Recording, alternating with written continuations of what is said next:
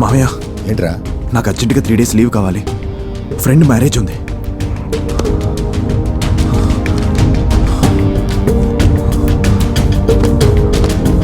Bye.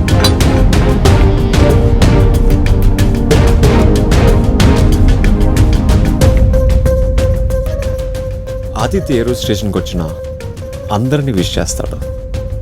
ఈరోజు చాలా టెన్షన్గా వెళ్తున్నాడు.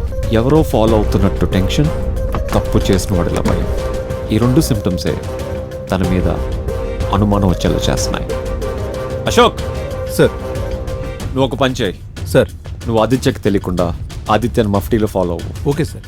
సార్, బయట ఒకడు ఆదిత్య మనీ ఇచ్చాడని ఆదిత్యకి థ్యాంక్స్ చెప్పాడు. బట్ నేనెప్పుడు ఇచ్చానని ఆదిత్య టెన్షన్ గా వెళ్ళిపోయాడు సార్. కాల్ హిమ్, నేను చూసుకుంటా. You go and follow him. Okay sir.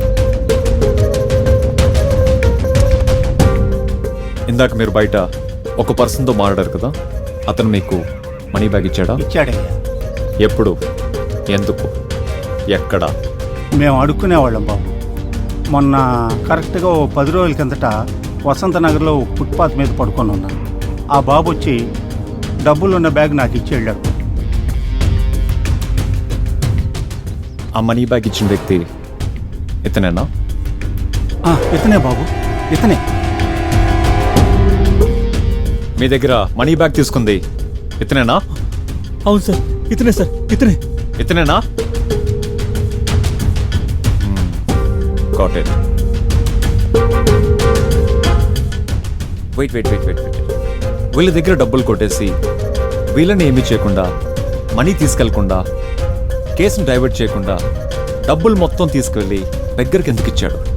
మళ్ళీ బెగ్గర్కి నేను ఇవ్వలేదు, అతను ఎవరో నాకు తెలీదు అంటున్నాడు.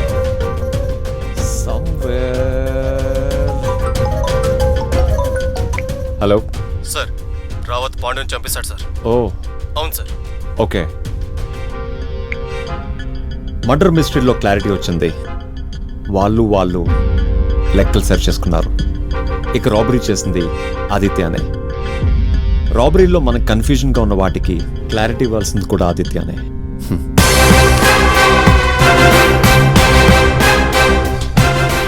Where are you?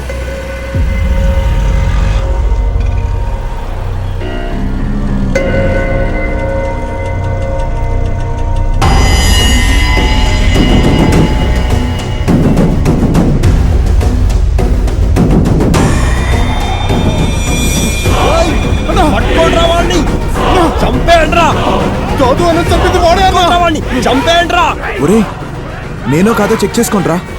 ఆ దాదు నేనే చంపానని వీళ్ళు క్లారిటీ వచ్చేసింది. నేను మాత్రం కన్ఫ్యూజన్లో క్యారీ అవుతున్నా.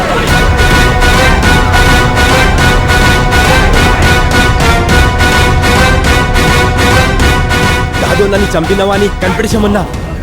ఎక్కడ్రా?